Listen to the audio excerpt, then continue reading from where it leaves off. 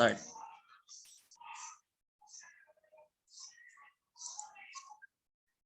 Okay, so anyone can see my screen? Okay. So, good morning, class. Today we will be discussing the introduction to welded connection and also the design of a simple welded connection. So, it is very straightforward computation lang since it is a basic simple welded connections. Okay. Then, for a simple connections, last meeting we discussed the bolted connections. Okay, you determine the tensile strength, the shear strength, and yung bearing strength. Okay, also, uh, uh, we have the bearing type connection and the slip critical type connections. Whereas lahat ng binigay kong example problems is an example of a bearing type connections. Okay, this time we are considering the welded connections. Okay, so the welded connections, if you want to check the design the AISC provision, you will check the chapter J of the design of simple connections. So chapter J dash J2, J sub 2. Okay, J2 subsections are the groove welds, the fillet welds, the plug and slot welds, the strengths, the combination of the welds, the filler metal requirements, and the mixed weld metal. Okay, so for your future study or you want to further discuss or further understand the welding code, okay, you will check the AWS. So many country base their welding design on the AWS or the American Welding Society.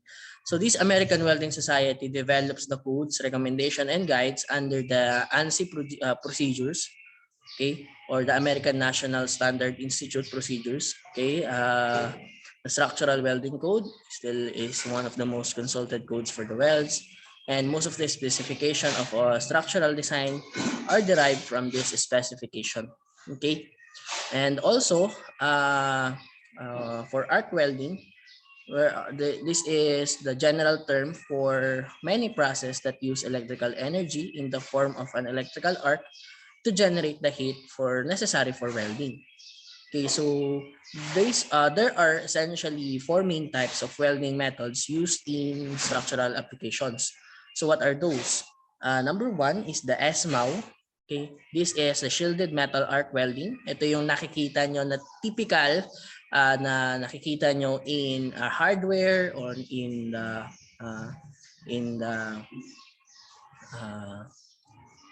yung paggawaan ng mga motor, paggawaan ng mga sasakyan, yan, yung mga shielded metal arc welding. Also, we have the gas metal arc welding. Then the flux cord arc welding and the submerged arc welding. Okay, so the term they call it SMAW, GMAW, FCAW, and S SOAT ang tawag nila dito.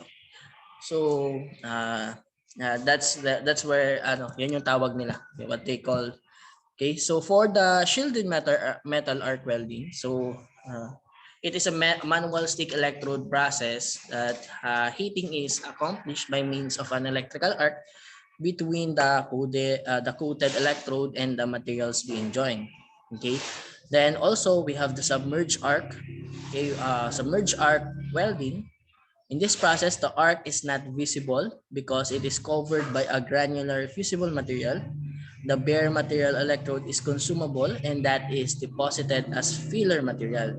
Okay, yung granular flux allows the weld to be made without spatter, without sparks or smoke.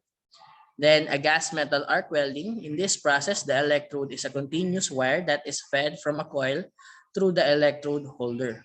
Okay, so this GMAW, gas metal arc welding, sometimes they call it as MIG welding. So kung narinig nyo na yung TIG and MIG welding, this gas metal arc welding is the MIG welding. Okay, so the shielding is entirely from an externally supplied gas or gas mixture. So the distinguishing features are the high rates at which filler material can be transferred and the gaseous shield that is uniformly provided around the molten weld. So the common gases used are the carbon dioxide, the helium, and the argon. Then for the flux core arc welding, it is similar to GMAW, except that the continuously fed filler material electrode is tubular and contains the flux material within its core. The core material provides the same function as does the coating SMAW and the granular fluxing, so useful for fielding weld in severe cold weather conditions as well as to speed up high-rise construction. Okay, so let us discuss one by one. Okay, yung shielded metal arc welding is the SMAW. This is the typical uh, uh, welding type. Okay, procedures na you can see in different hardware or store. Okay, so sometimes they call this one as the manual welding, stick welding, or the hand welding.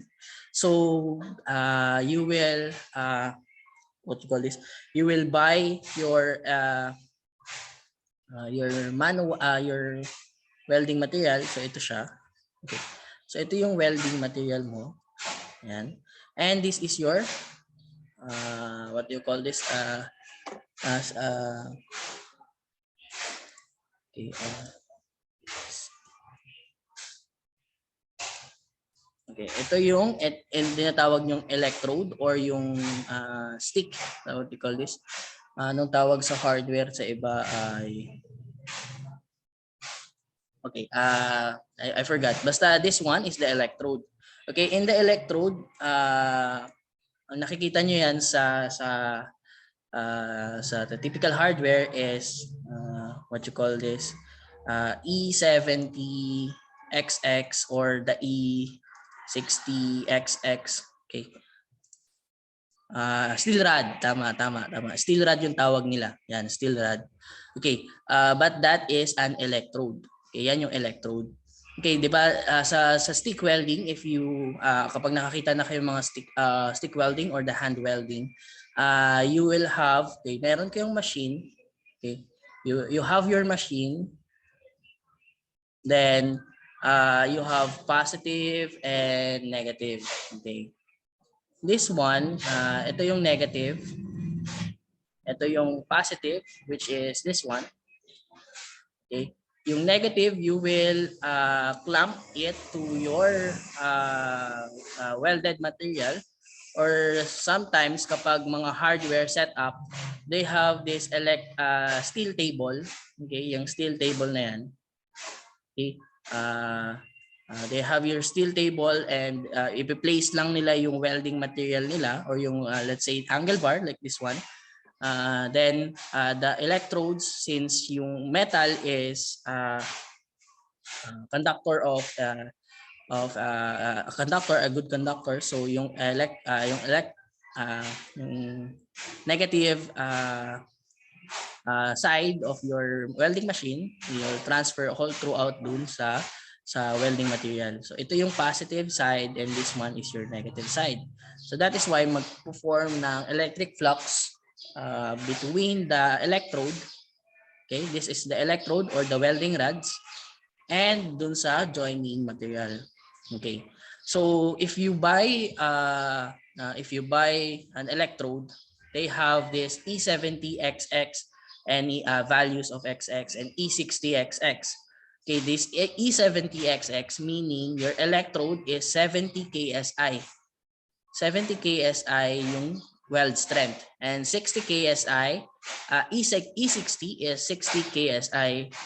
Sometimes they have E80 and the E40. Okay, they also have that. Okay. Then what are the thickness of these electrodes? Okay, the thickness of electrodes are divisible by 16. So 1/16, 2/16, 3/16, 4/16 up to 1/16/16. So 1/16, 1/8, 3/16, 1/4, then 5/16. So that is the thickness of the welding rod. So this is in inches. Okay. Then a quick guide. Okay, if you want to be a welder or you want to practice, you just want to know how to weld. Okay, just start in the manual or this hand welding. Okay, and also if you want to connect the parts, let's say you want to join a 2 mm material and let's say a 2 mm material and also a 3 mm material. Okay, you need to buy an electrode that is the smaller of the two. So para hindi siya magbutas-butas. Kaya hindi what you call this, hindi create ng hole when you are welding. Okay. You will choose the smaller thickness between the two. So later we will discuss the required minimum thickness of welds. Okay, and also this electrodes coating has two purposes. Okay, the number one purpose is the gas shield to prevent impurities in the atmosphere from getting into the weld, and number two, it contains a flux that purifies the molten metal. Okay, quick question: what do you think is the main cause of soaring ice when you are welding? So 'di ba sinasabi sa atin na huwag kang tumingin sa nagwe-weld, baka masira yung mata mo. Okay. The main cause is not the flux or not yung light. The main cause of the soaring of the ice when you are welding is the smoke, yung gaseous material when you are welding. And when it comes contact to your eyes, okay, your eyes will be irritated and maybe may irritate and soaring yung eyes mo. Okay, so not the light but the gaseous substance na lumalabas when you are welding. It's the cause of your of the soaring eyes o kapag nagwe-weld kayo, of your irritation to your eyes. So therefore, yung mga nagwe-weld, okay, the welders use yung tinatawag nilang welding shield. Okay, nakikita niyo na like this one. And yan. Then meron silang hawakan. Okay? Okay. So para itong mask, okay, para siyang protective equipment for welding. Okay? So yan yung gagamit nila. Okay? So next is for the shielded metal arc welding. So the electrode is a filler metal covered with coating. Okay? So ito yung electrode wire. Okay, this arc steam. And this is yung gaseous field. So basically that gaseous field helps to protect your arc steam. But when that gaseous field comes contact to your eyes, it will cause irritation and can can cause redness of the eyes. Okay, and if you can see for welded, okay, the welding the final product of welding has this some sort of a pattern like a C pattern. Okay, next one is the gas metal arc welding or the GMAW, and the common term for the GMAW is the MIG welding. So unlike dito sa shielded metal arc welding, when you have an electrodes or you have a welding rods, okay, like this one, in the GMAW or the MIG welding, you have your welding material like this one, and yan. Okay. And yung electrode niya is within the material. Okay, within the welding material. So dito lumalabas yung wires. Okay? So kapag let's say parang ano siya parang just like a gas station, in a gas station, you just pull the trigger. Okay, you just pull the trigger. Let's say this one, you just pull the trigger. Okay, and if you pull the trigger, you will have your wires, okay, or continuous wire that is fed within your welding gun. Okay, So that wire is continuously fed into your welding gun, and the molten metal is protected from the atmosphere by a gas shielded, which fed through a conduit to the tip of the welding gun, just like this one. So maybe you can check YouTube for a MIG welding, and you will see the difference between the MIG welding and the stick welding or the hand welding. Okay, and according to the AWS, this gas metal arc welding is the fastest and the most economical type of welding. Okay, so in the gas metal arc welding, they have this. This one is yung direction of the wire fed. So ito yung wire na lumalabas dun sa inyong welding gun. Then it will form a welding arc. Okay, when it comes to contact to your welding material. Okay, and if you can see, nagkakaroon yan ng penetration. Okay, meron siyang let's say ito yung material nyo, and you have your penetration after heating that material. Okay, just like this penetration distance. Okay. And also we have the flux core arc welding, or the FCOW. It is similar to the GMAW process. So you have your continuous wire fed into your welding gun. And the difference is that the filler wire has a center core which contains the flux. Okay. So with this process, it is possible to weld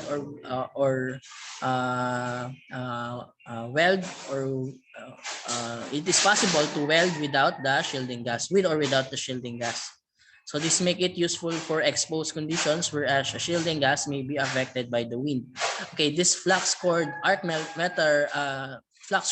welding, yung filler wire niya contains flux that capable of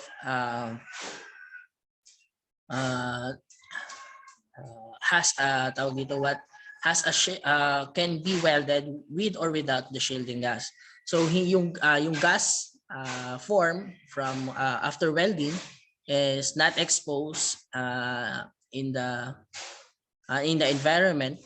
Okay, because yung filler material mo contains the flux. Okay, so you can weld with or without shielding gas. Okay, so just like this one. Okay, and also we have the submerged arc welding. So in the submerged arc welding, it is usually performed by automatic or semi-automatic methods. It uses a continuously fed filler metal electrode. The weld pool is protected from the surrounding atmosphere by a blanket of the granular flux fed at the welding gun, and results in a deeper weld penetration than the other process, and only flat or horizontal positions may be used. Okay, so this submerged arc welding, so by the word itself, submerged, so pwede mo siyang i-perform even if nasa submerged kayo in water. Okay, also this submerged arc welding can be automatic or semi-automatic. Okay, so you have your electrode, the same. You have your molten flux. Okay, you have also your base metal and the welding arc. Okay, forming after welding your electrode and your base metal. Okay, and if we compare the submerged arc welding compared to the other type of welding, this results in a deeper weld penetration. Okay, so medyo mas malalim and mas maganda yung pagkaka-weld when using submerged arc welding compared to the other welding types. Okay, so for the types of welds, based on their position kung saan sila na-weld, based on the position where they weld and the physical properties of the welds. So we have the tack welds. Okay, We have the fillet welds, groove welds, plug and slot welds. Okay, so for the tack welds, it is a temporary weld used to hold parts in place while more extensive final welds are made. So more of fabrication concern than a design one. So for example, okay, you just want to level. Okay, you want to level uh, your uh, your your material, your base metal. Okay. So for example, you have your column. Okay, let's say you have your column and you have your this is the base B sub F of your column. Okay, you just want to connect or hold okay the beam in your column. So you just need your tack welds. Okay, so you need to level first. So ile-level mo muna or you want to get your plumb bob or maybe use your leveling hose or leveling material. And this tack weld is temporary welds that can hold your base material in place. And while you are doing more extensive and final welding on the other side or maybe on the other parts. Okay, so this tack welds is more on fabrication concern than a design one. So sometimes they call it as an erection welds. Okay, then we also have the fillet welds. Okay, so fillet welds is the most common type of welding. So a bead of weld is placed along two adjacent members. So in fillet welds, so why they call it fillet welds? Because okay, when you are drawing in AutoCAD, so when you want to fillet this one, okay, type fillet is you will form a curvature on this in this line, right? Yeah. So want to fillet this one, this line, and also this line. So fillet is basically forming this curve, and just like this curve. So just like your command in the AutoCAD, the fillet is when you connect two elements, let's say this one and this one, and you form fillet welds. So you can see a fillet on the connecting part. Okay, just like this one. And that is fillet welds. Okay, so maybe at that form or maybe at this okay, maybe at this form like ganyan. Okay, so maybe at this form or maybe at this form. So basically just like a fillet. Okay, in fillet welds, there are continuous and stitch welding. So continuous weld, so by the word itself, it extend a continuously form fillet welds that join the two connecting parts. Okay, so by the word itself, continuous or okay, continuous is basically continuous welds. Okay, then we also have the stitch welds. Okay, in stitch welds, like this one, so a series of welds or specified length that are spaced specified distance from each other. So you have your stitch weld. So you have your weld, then after welding at some specific distance, then spacing, then next weld again, then spacing, weld again. Okay, just like stitching your clothes, diba? So that is stitch weld. So in tawag sa site diyan is ano yun? Pachi-pachi yung yung pagkaka-weld. Okay? Yun yung tawag nila sa site. Okay. Then also we have the groove welds. Okay. So groove welds is made in a groove between the metals being connected and mostly used to splice or join two plates together. So by the word itself, groove, so kailangan mong mag-create ng groove within your connecting part. Okay, so if let's say you want to connect this plate and this plate.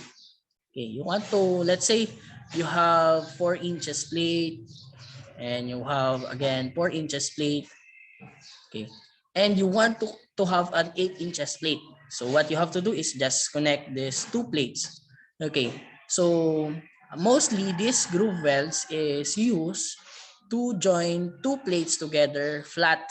Okay, yung mga flat na nakaganito. Okay, so by the word itself, groove, you will make a groove first before you weld. Okay, so you will make a groove. Okay, you will make a groove. Okay, you will make a groove. Then after forming a groove, you will weld. Okay, you will weld this one. Okay, you can also weld at these sides. Okay, so there are different types of grooving your welds.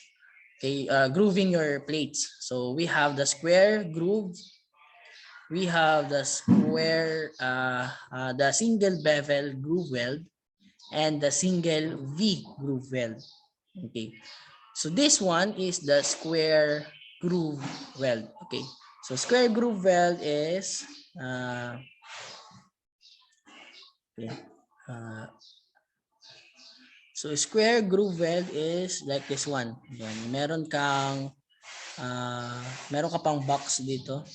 And other one is the single bevel weld. Okay, in the single bevel weld, the only one part of your connecting material is groove, fully groove, and yung other part is full, just like a single bevel groove weld. And also we have a single V groove weld or a double V groove weld. So in a single V groove weld, okay, you have this one, and a double V groove weld is this one. Okay, so for as double bevel groove weld, okay, so the only this one is ungroove, and yung other part is groove on the other side, and have a bevel groove on the other side, and on the bottom part, so you have your double bevel groove weld. Okay, so again, the most common types of groove welds are the complete joint penetration and the partial joint penetration. Okay, a complete joint penetration is meaning completely penetrated yung parts, yung two parts by the welds. And partial joint penetration, so just like this one, okay, partially your two connecting part is joined by a weld. Okay, so this is an example of partial joint penetration, and this one is an example of complete joint penetration. Okay, so and this one, then inside you have your full weld, so just like the single V groove weld. Okay, so next we have the plug slot welds. Okay, so it used to transmit shear in the lap. Joins components of built-up members and prevent buckling of lap parts. Okay, so plug or slot weld. So for example, you have your lapping of joints. Okay, and you just want to connect join this two lapping material together by means of a plug or a slot welds. Okay, and also the types of welded joints. Okay, we have the butt, we have the T, okay, we'll have the lap, we have the corner, we have the edge welded joints. Okay, so in this type of welded joints, we have the butt joint. It is used mainly to join the ends of a flat plates of the same or nearly the same thickness. Okay, and for the lap joint, it is most common type of welded connections, and the principal advantage are ease of fitting and ease of joining. Then for the T joints, okay, there's one, yung T joints is used to fabricate built-up sections like T, I-shape, girders, WT section. Okay, so in general, it pieces framing in the right angles. The corner joints is are used to principally to form a built-up rectangular box section such as used for columns on beams. And for the edge joints, it is generally not structural but are most frequently used to keep two or more plates in a given plane or to maintain initial alignment. Okay, just like this one, edge joints. It's just basically to form initial alignment, just like what I told in tack welding or yung erection welding, just to hold in place yung inyong metal or yung inyong structural steel element. Okay. So if you are now in the construction and you want to check the welding symbols, okay, if you already see some structural plans that has a what you call this, a weld symbols, okay. So in weld symbols, there are different meaning of weld symbols. Okay. So let us discuss. So the common weld symbols are in this figure. So basically, what you see in the weld symbols are horizontal line. So these are a horizontal line. This is your horizontal line, okay, and just like this one, yeah, a horizontal line. And this horizontal line, they call it as a reference line. And also, you will see an arrow, arrow, arrow, arrow, arrow, and arrow. Okay, and also you can see a triangle like this one, a triangle. Okay, and also meron kayong makitang flag, circle, then meron kayong tail na makikita. So let us discuss. So this is a common weld symbols that you can see in a basic structural connections, structural plans. Okay, in horizontal line, they call it as reference line containing information on the type, okay, the size, the length of the weld, okay, and an inclination arrow, this one, pointing to the weld. Okay, a right triangle with a vertical leg on the left side is used to indicate a fillet weld. Okay, so di ba meron tayong iba't ibang type of welding? We have your fillet. Okay, we have your fillet, your groove, you have your slots. Okay, basically this arrow is this triangle. Sorry, this triangle is for fillet weld. Okay, so this triangle is for fillet welds. So with a vertical leg on the left side. Okay, so vertical leg on the left side and the triangle. Okay, basta yung vertical leg is on the left side, that is a fillet weld. Okay, if the symbol for the type of weld is below the reference line, okay, okay, in the symbol, okay, like this one, okay, if your symbol is below, okay, just like this example, this is your symbol, it is below the reference line. Okay, it is your symbol below the reference line. Okay, if your symbol is below the reference line, okay, the weld is on the arrow side of the joint, or ibig sabihin the part of the joint that the arrow is touching. So for example, meron kayong welds, let's say a simple eye section, and you have a plate, and you have an arrow like this one, and your symbol is below. Okay, your symbol is below, meaning, okay, this symbol is, okay, this should be in vertical, ito yung fillet. Yeah. So meaning that you will create a fillet welds in the arrow. Okay, meaning you will fillet, okay, yeah, zoom in, okay, you will fillet weld this part. Okay, so in the arrow, okay. Then if the symbol is above the line, the weld is on the other side of the joint. So which may or may not be hidden from the view in the drawing.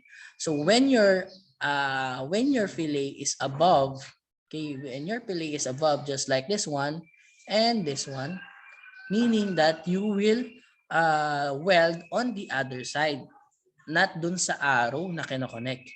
Okay. In the arrows and the other side, meaning at the back or at the rear side. Okay, so the number on the reference line from left to right are the weld size and length. So this 1/4, 1/4, 1/4, 1/4 is the thickness of the weld. 1/4 is 6 millimeters. Okay, and this 6 is the 6 inches welds. Okay, so unit neto is in inches. So therefore, this also in inches. Okay, so from left to right are the weld size and length. So from left, it is the thickness, and yung on the other side is the length of the weld. Okay, they should always be shown in this order. Okay, take note that it should be always shown in the order of left to right. So yung left always start as the thickness, and yung right is the length of the weld. Okay, a circle. Okay, a circle at the bend in the reference line is an instruction to weld all around the joint. So meaning this circle mean that you need to weld all around. Okay, all around ibig sabihin all throughout the joints. So for example, you have your base plate. Okay, you see, you know what is base plate, right? You have your base plate. Okay. And you have your wide flange. Then in the plans, okay, you want to weld all around, meaning you want to weld all the connecting parts, all the joints of your weld in the base plate. So what you can see is, let's say by means of fillet welds, so you can see an arrow, a reference line. So maybe it either up or down, or either above or below. Okay, so using sorry, should be on the other side.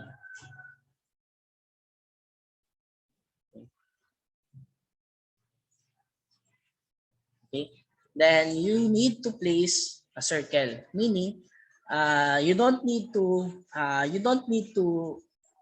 write indication of all arrows, all arrows, all arrows, all arrows. You don't need to do that.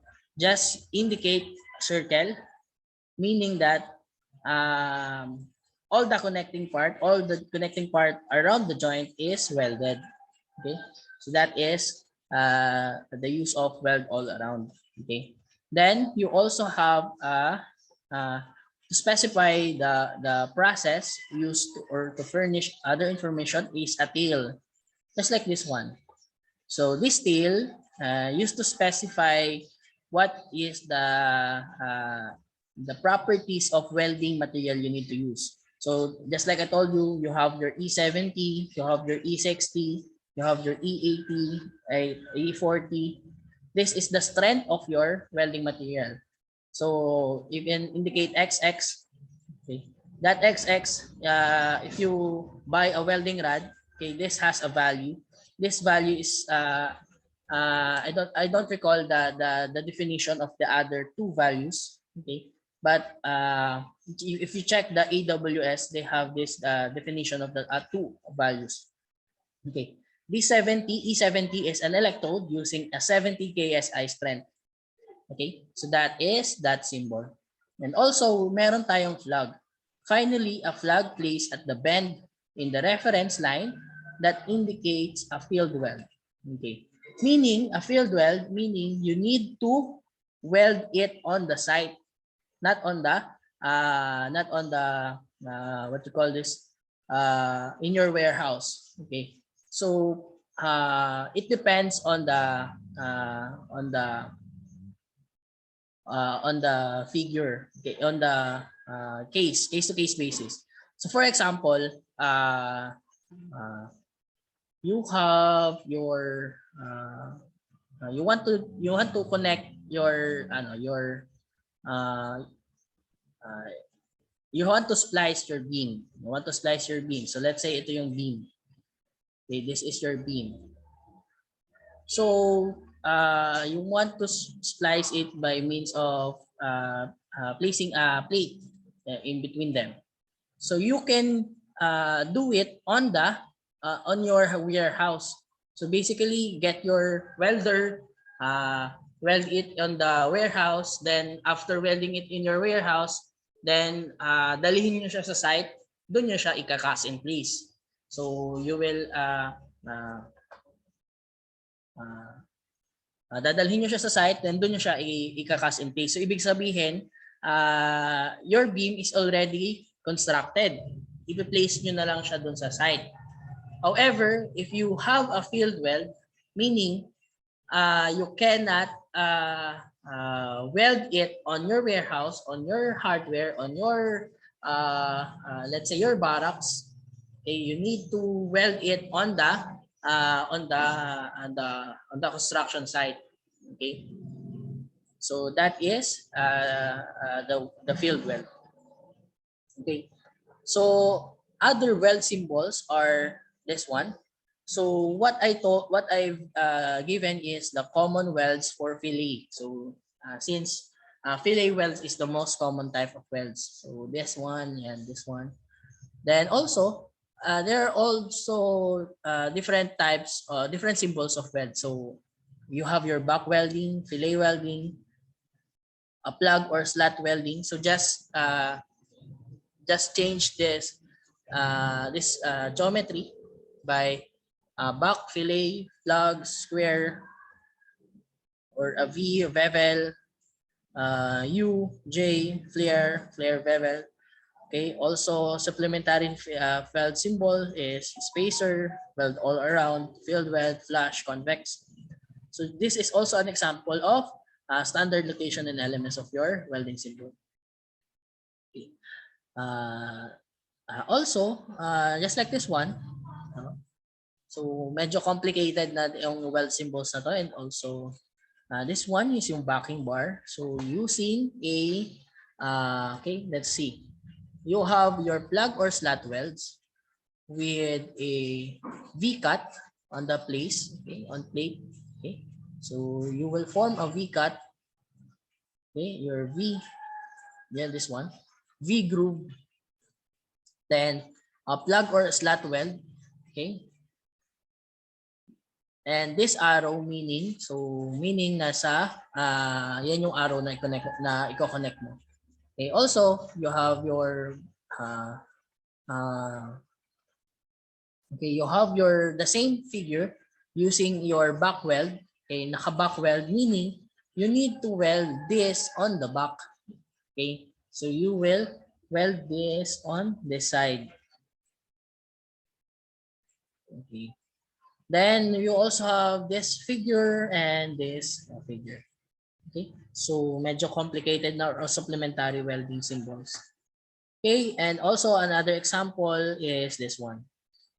Okay, so the factors affecting the quality of your welding are the proper electrodes and apparatus, the welding position, the proper edge preparation, and the control of distortion. Okay, let us discuss each.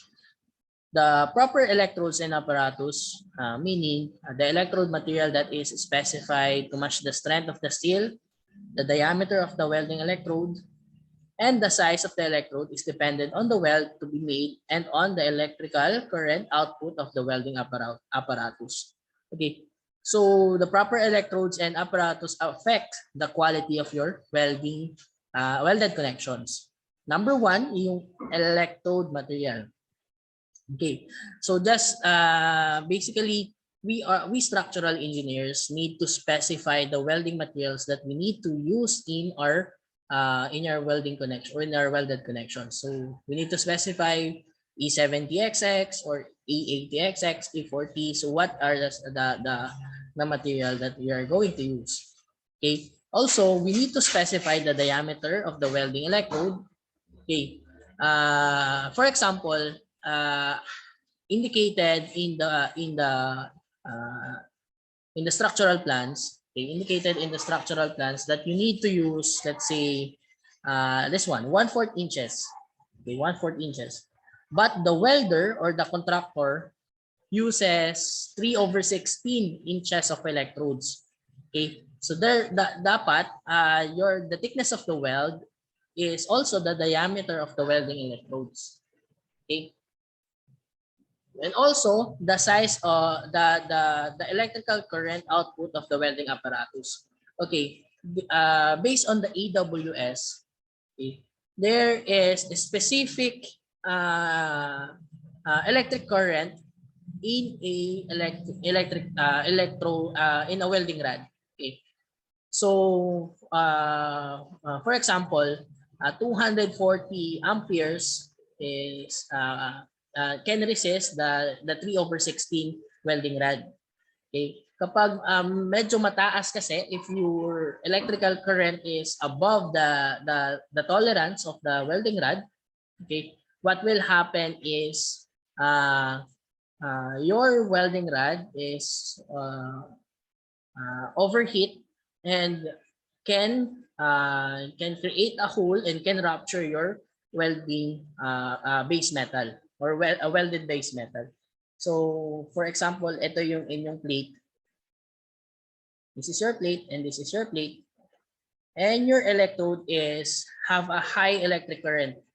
So if you try to weld this part, what will happen is maybe it will create a hole, okay, in your base metal. So in our structural point of view, structural engineering point of view, if you have a hole, this will start a fracture or a rupture or a net fracture or a shear black shear limit states in your base metal. So or also pwede rin siya mag-yields, di ba? So that is the worst case scenario. So that is why you need to check the electrical current output in your welding apparatus. Also, you have the welding positions. Okay. So for the welding positions, the weld metal arc is deposited by electromagnetic field and not by gravity. So therefore, the welder is not limited to the flat or horizontal welding position. So the designer should avoid whenever possible the overhead position since it is the most difficult one. So just like this one, okay, the designer should avoid this overhead position because the welder cannot fully weld this welding position because kapag nag-weld siya diyan, the flux or yung gas is babagsak dun sa kanyang face, babagsak dun sa kanyang face and medyo mahihirapan siya mag-weld. And therefore, the quality of the welded connection is affected. Okay? So also the proper edge preparation. Okay? So the proper edge preparation, just like this one, burn through. A localized collapse of the molten pool due to excessive penetration or loss of control resulting in a hole cavity in the weld root run. So just like what I told you, this is also a proper edge preparation. Okay. So when you have a very high electric current, so you will create a hole cavity or in the weld root run. Okay, para siyang magbe-burn through. Okay, subject to burn through. And also, kapag meron din kayong edge preparation, okay, meaning for example, okay, just like this one. So you need to spot or you tap the weld on the ends before you fully weld your material. Okay, just like that is the proper way of welding. So you have a very large root opening. So when you have a gap, very high gap or very large gap, okay, what will happen is you cannot fully weld your welding your two connecting plate. Cannot fully weld that because you have your very large gap, itong malaking root opening sa inyo. Okay. So that is why a proper edge preparation or the use of the tack weld or yung erection weld on the ends is very important. Okay, and also the control of distortion. Okay, so okay, for example, the welder did not fully level the two base material. So that is why when they connected that inclined, okay, when they connected that inclined base material, meron na siyang distortion, meron na siyang inherent warping torsion. So hindi yan maganda when are in a structural point of view. Okay, so this is an example of a poor design. So you have a very high distortion or very inclined yung pagkaka-plate, pagkaka-weld dun sa plate. And this is an example of a good design. Okay. Then we also have the size and length limitations. Okay. So yung minimum weld size are this one. So the material thickness of the thinner part joined together. So inclusive of 6 mm or 1/4 inches. The minimum size of fillet weld is 1/8 or 3 mm. 1/8 inches or 3 mm. For 1/4 inches to 1/2 inches, that is 3/16. Over 1/2 to 3/4 is 1/4 inches. Over 3/4 is 5/16 inches. Then we also have the minimum effective throat of partial joint penetration groove welds and the maximum fillet weld size. When the thickness of the material, okay, is less than 1/4 inches, okay, this is your maximum fillet weld, 6 mm. Okay. Kapag yung thickness mo is less than 6, the thickness of your fillet welds must be 1/4 inches. Okay, the thickness greater than or equal to 1/4 inches, okay, your A max is T minus 1/16 inches. Okay, kapag yung thickness mo is less than 1/4 inches, your maximum fillet weld thickness is equal to the thickness of the welds, thickness of the plate or the material.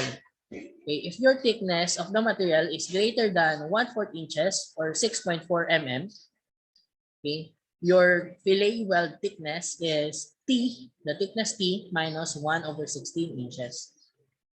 Okay, then we have the minimum length, which is 4A for this type of welding connection and 5T for this type of connection, like a lap joint connection. Okay, so that is the introduction to welding connections. Okay,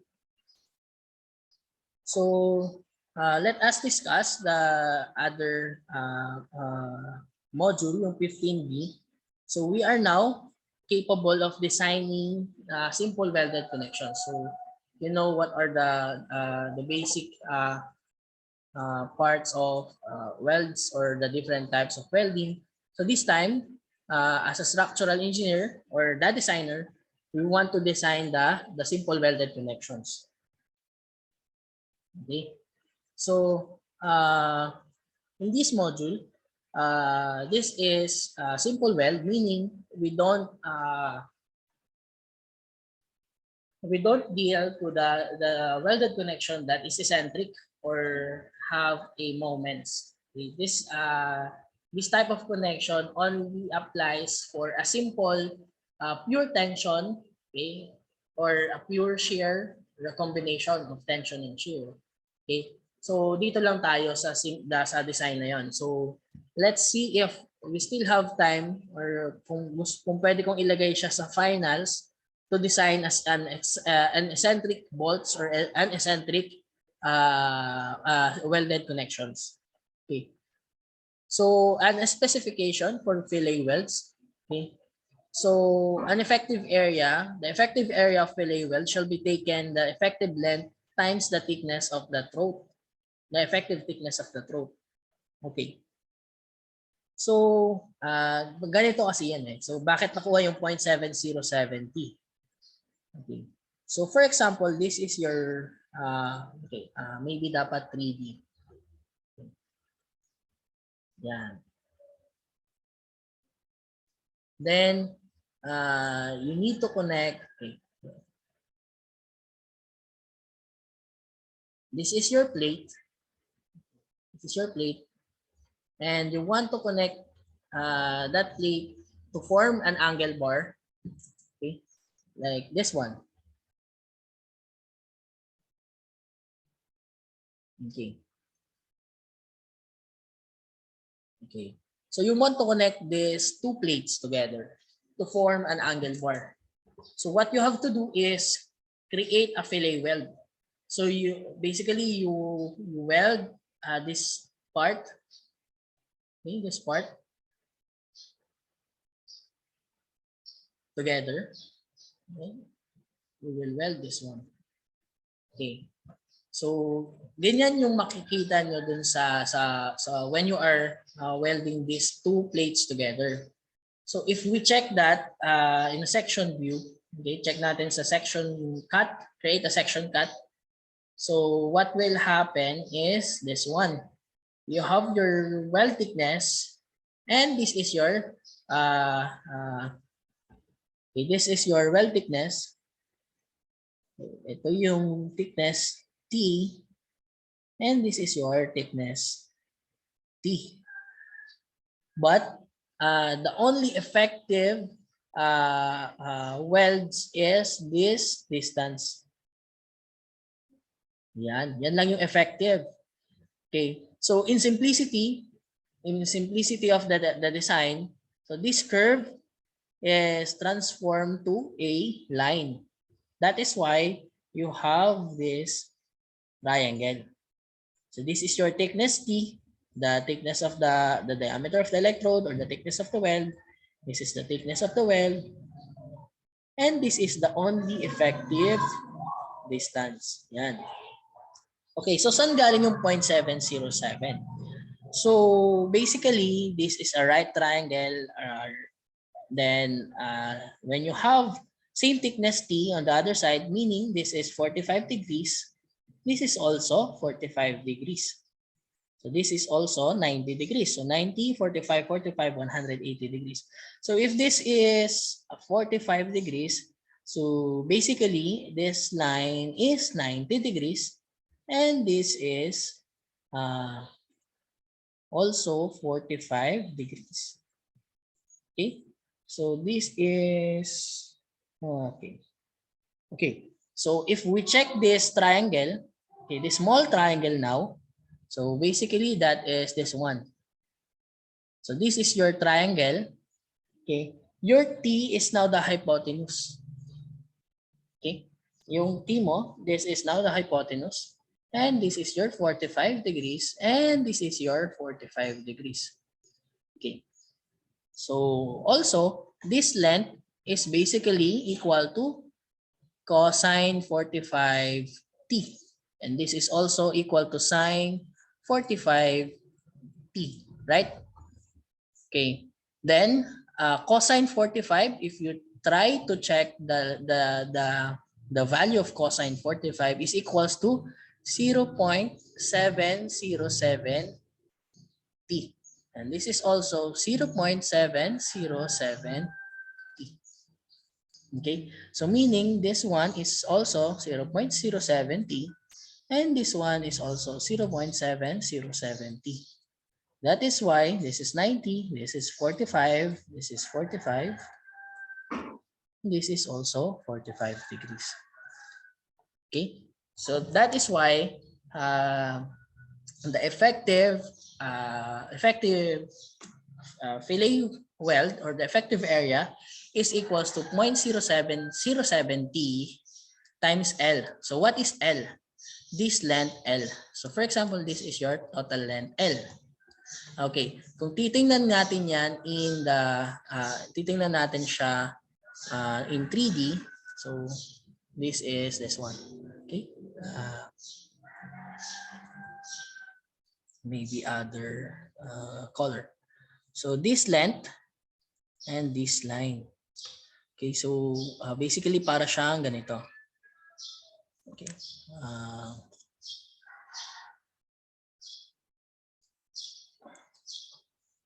Okay, medyo nahihirapan ako. Okay.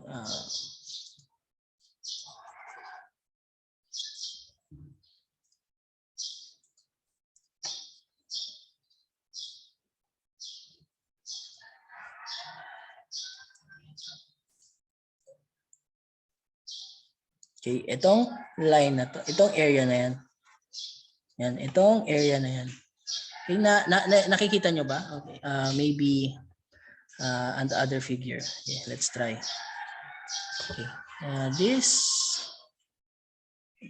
this one. Mas maganda if other side. Okay.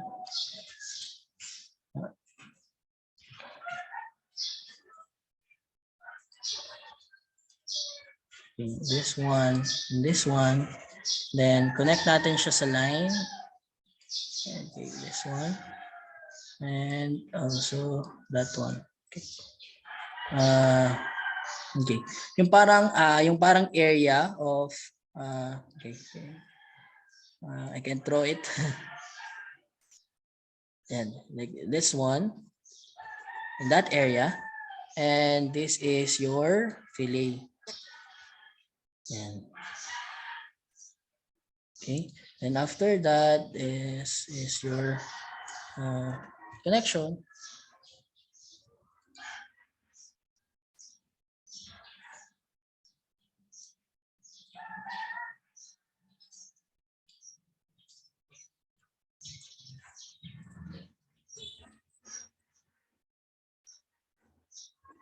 Okay, so this is an exaggerated, right? Yan, so ito siya. So para siyang ganyan.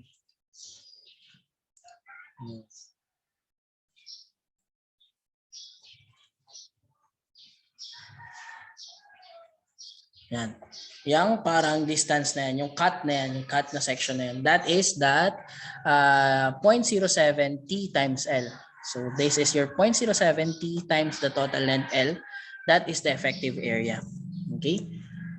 Then the effective length of fillet welds, or except for welds in holes or slats, shall be the overall length of full size fillet, including the returns. Okay. So the returns class is this one. This is what they call end returns. Okay. These end returns, and this is also the end returns. So therefore, the total L is the sum of this total length of welds. Okay. This length of weld and also this length of weld. So basically that is L is equals to 2x plus 2y. So meaning the total effective length is the sum of the whole lengths, okay, except for the welds in holes and slats. Okay. So next is the effective throat thickness of a fillet weld shall be the shortest distance from the root of the joint to the face of the diagrammatic weld, except that for fillet welds may be submerged arc process.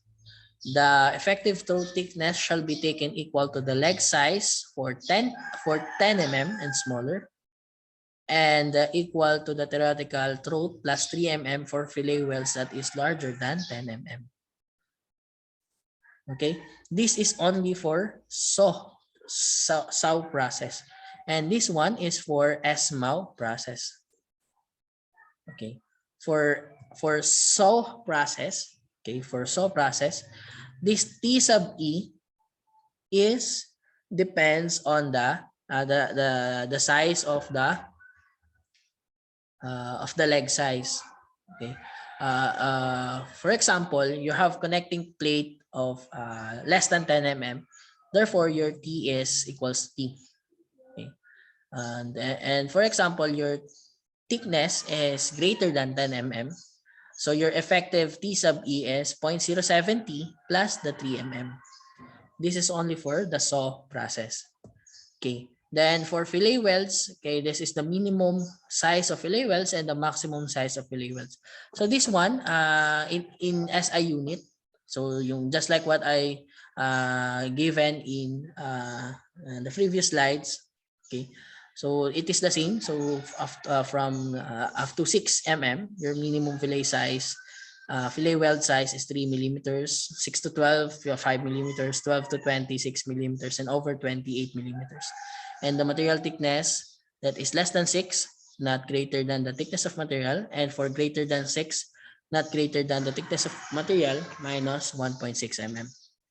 Okay, Then also the maximum size of fillet welds that is permitted along the edge.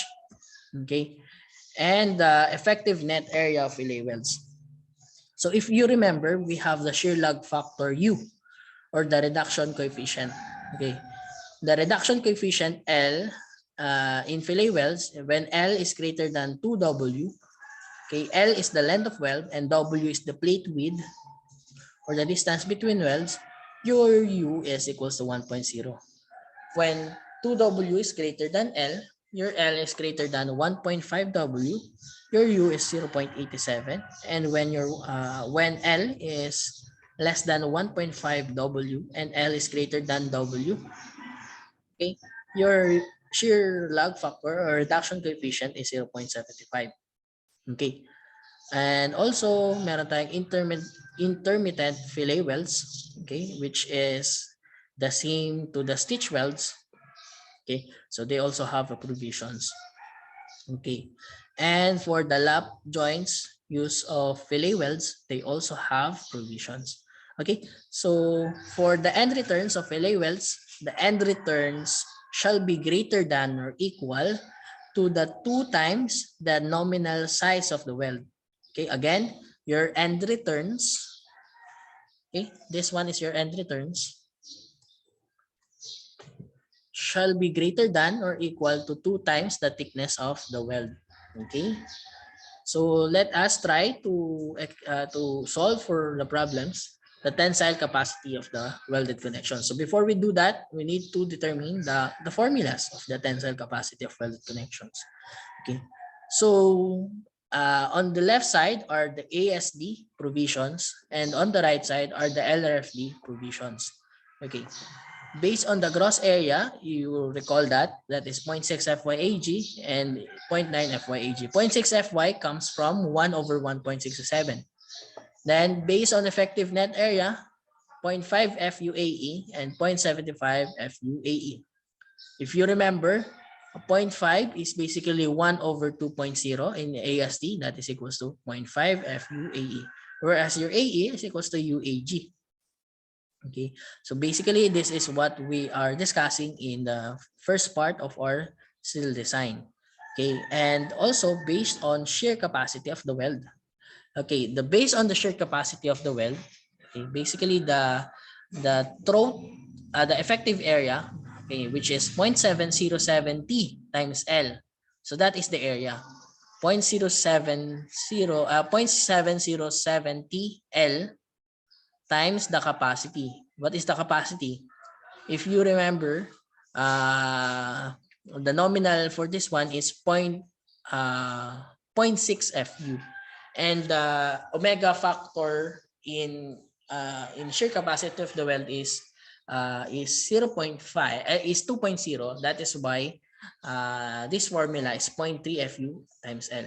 Okay, so basically Tn is equals to 0.707 T L 0.6 FU. Okay, and therefore in ASD, kaya siya 2.0, and for LRFD 0.75. That is why kapag you place Tn over factor of safety omega, that is why you have 0.3 FU times L. Okay, then based on the block shear capacity of the plate, okay, that is 0.6 FUAV plus 1.0 FUAT, or this basically this is UBS FUAT. Okay, so this 0.6 FUAB is 0.75 in LRFD, and in ASD this is the factor the formula, which is equals to 0.3 FUAB plus 0.5 FUAT. Okay, so the shear capacity of the weld, and the only additional is the shear capacity of the weld. So this is the additional formula. Okay, so let us try. Okay, so this is the how to solve for the block shear capacity. So I think you already know how to solve for the block shear capacity. So for the block shear capacity of the plate, if you remember, yung nagsosolve tayo ng block shear capacity in the bolts, we are dividing the last part of the bolt sa half. So that is why meron tayong yung pinaka last part is yung half ng bolt. So in the welds, okay, in the welds, you just get the total distances. So for example, you have 150 mm welds below and top. Then dito is 150 mm below. So the black shear capacity of the plate, so mapuputol siya dito, okay, like this one. So yung total is 150 mm and also 150 mm. So the shearing area is the one that will resist shear, which is this area and this area. So that is 2 times 150 times the thickness 10 mm, that is AV, that is 3,000. Okay. Then for the tension area, this is the only tension area, this one. So basically that is 150 mm times the thickness 10, that is 1,500 mm. Okay, so therefore the black shear capacity is in ASD is 0.3 FUAV plus 0.5 FUAT, that is 660 kilonewton. Okay, this time this example is having an FU of 400 MPa. So MPa siya kasi dito dahil naka SI unit. Okay, and also for the black shear capacity of the plate, okay, this one. So this example, so you have your 65, 125, and this one is the distance 76. This is the length 76. Okay, so saan nanggaling yung 76 is comes from this one. Okay, this is an angle bar. Okay. So the gasket plate thickness is 8 millimeters. So therefore, the AV is the sum of 65 times 8 and 125 times 8. And for the 80, the tension shear, the tension area is 76 times 8, which is this one. Okay. And the total tension force is 304 kilonewton. Again, the FU this time is 400 MPa. Okay, so let us try to solve for including the shear capacity of the plate. Okay, so for the lap joint, okay, the 150 mm by 18 mm plate is welded to a 300 millimeter by 18 millimeter plate by a 10 millimeter fillet weld. Okay, the steel is 836. And the electrode used was E70 SMAW, shielded metal arc welding. So for welding, the FU is 483.8 megapascal. And for steel plate, 836, convert it to the SI unit, an FY of 250 MPa and FU of 400 MPa. So how to, quick question, how to convert to KSI to MPa? Okay, so to convert to KSI to MPa, basically just divide it by 145. So for example, you have 70 KSI. So 70 KSI equals to 70,000 pounds per square inch. Divide it to 145. 145 is constant. Okay, that is equals to 483.8 MPa. Okay. So number one, determine the tensile load capacity of the weld on the lap joint based on shear capacity of fillet weld. And number two, determine the tensile load of the weld lap joint based on the gross area of the fillet of the plate. And number three, determine the tensile load of the weld based on the black shear strength. Okay, number one, 0.07, the tensile load of the weld based on the shear capacity of the fillet weld. Okay, if you go back, the shear capacity of fillet weld is 0.7070, 0.3 FUL. Okay, again, this is ASD only. So this is 0.07T times L, 0.3 FU. Okay, the only question is, what is RT? Okay, your T is, according to the problem, your thickness of fillet weld is 10 mm. So therefore, our T is equals to 10 mm. Okay, what is L? That's the only problem, T and L. Yung L natin, class, is the total length of fillet welds. Okay, the total length is basically the sum of this fillet weld. The total length of this fillet weld. So what are the sum of that? You have 125 din dito, and also 150 mm on the sides, on the return. So therefore, the total length is 125 plus 125 plus 150. Okay. And what is FU? FU is 483.8. Take note, this is for fillet welds, not the material. Okay. So therefore, straightforward answer, you have 410.46 kilonewton. So this is the maximum tensile capacity based on the shear capacity of the fillet weld. Okay, the tensile load on the welded joint based on the gross area of the plate, that is basically 0.6 FYAG. Okay, your AG is equals to, this is a plate. So ang plate natin is basically ganito lang yung area. So this is 18 mm. And this is 300, okay, 150 mm. Okay, this is 150 mm. So basically, your 0.6 Fy Ag, 150 by 18, you have your 405 kilonewton. Okay, the tensile load of the welded lap joint based on the block shear strength, okay, using AST. So hanapin mo lang yung AV and AT. Yung AV natin is this one and this one. And yung AT natin is this one. Okay, so what is the thickness that we'll be using? Okay. Okay, is it 18 millimeters? Okay, or the thickness of the is it the 18 millimeters or the thickness of the gasket plate? So it is the thickness of the gasket plate. Okay, since they have the same.